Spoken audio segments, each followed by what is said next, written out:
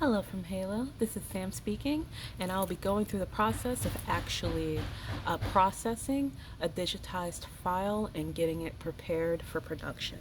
And I apologize that my camera is a little bit crooked right now. So this is an order that I had digitized and it just came back and it's now available to use.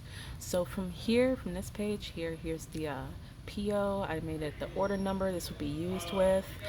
So the next thing we'll do is go ahead and download the software file because that is the file we'll be making everything with. And I've already done this, so it'll show up in our downloaded area, our download folder. So once it's in that folder, I go straight to Wilcom. So I have pulled up a new template. You just go to File, New Design, and then this will pop up.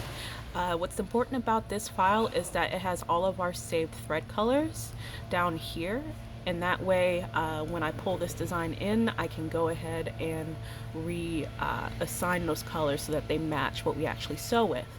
So from our new once we have our new file pulled up, we're going to go down to Import Embroidery. And then from here, we're going to go to our download folder.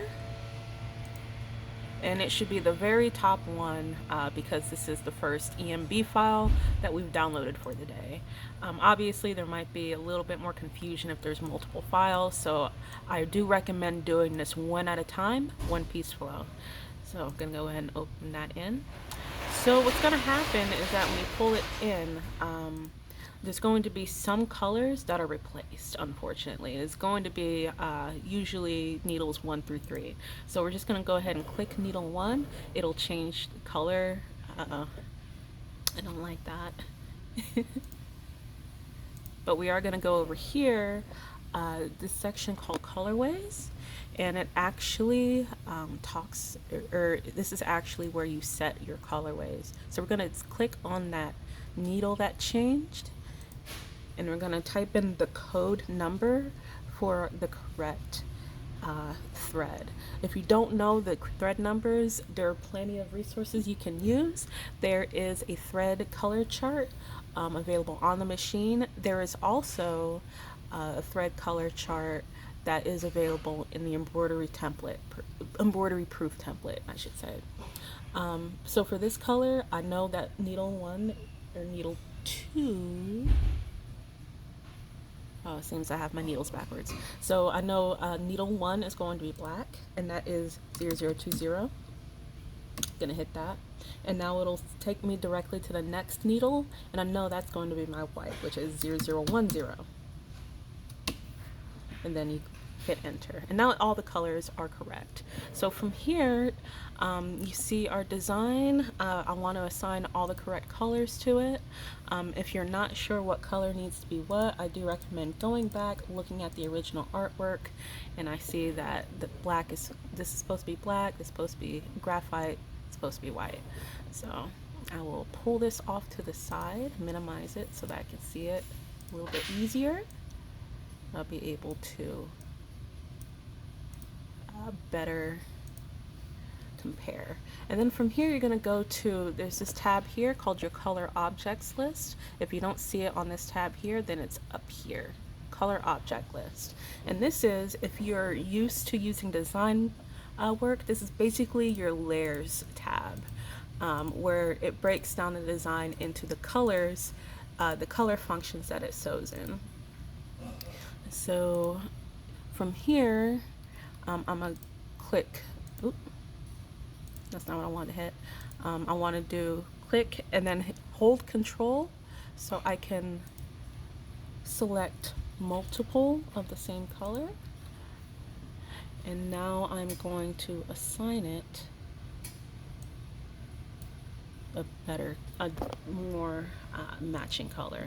It was decided this would be graphite, so I'm going to go ahead and choose my graphite, that 3265 slate gray. And there you go. And then I'm going to do this with every color. There are 3 colors here, so it shouldn't be too hard. This one I'm sure is supposed to be black. So let's go ahead and choose all of our black colors and make it the true black that it actually is. There it is. And now we're going to go to our whites. It doesn't seem like you should have to change your white colors, but there are plenty of different white threads out there, and it is important to make sure that you make that all the whites match up to this 0010 silky white isocord 40. So now this is prepared. I am pleased with it. From here, I'm going to save as. And from here, instead of saving it directly into the order folder, I'm going to go to the client folder, because I know this embroidery doesn't exist for this customer. And sure enough, I see that there isn't even a embroidery folder. So I'm going to go ahead and make a new embroidery folder. And you want to put one in every client folder that doesn't already have one, just so we can keep our designs known and available if a client wants to come back and order something more. So from here, I'm going to name the file. I'm just going to use direct UTV underscore. I'm going to name the placement. This is indicated to be a left chest. Underscore, and then from here you're going to put your count, your stitch count. So to find your stitch count, it's relatively simple. It's going to be all the way down here, the lower left hand corner. Let's see, what was that? 10,634.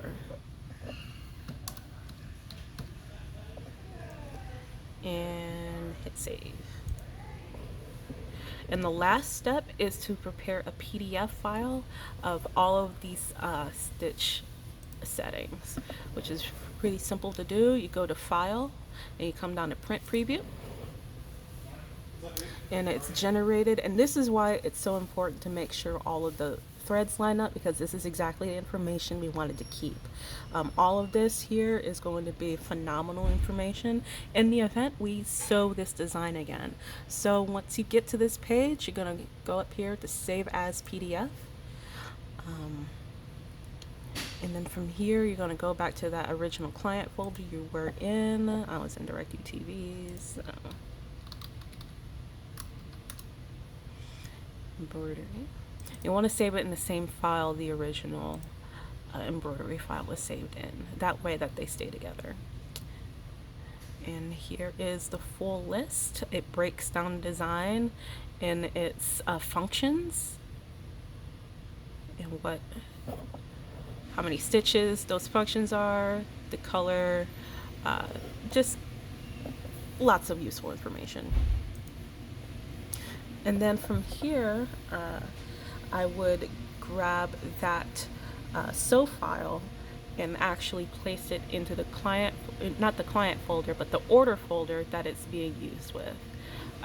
But that is a short and sweet tutorial on how to handle digitized artwork once it is returned from the digitizer. Once again, this is Sam, and I hope this helps with your embroidery processes.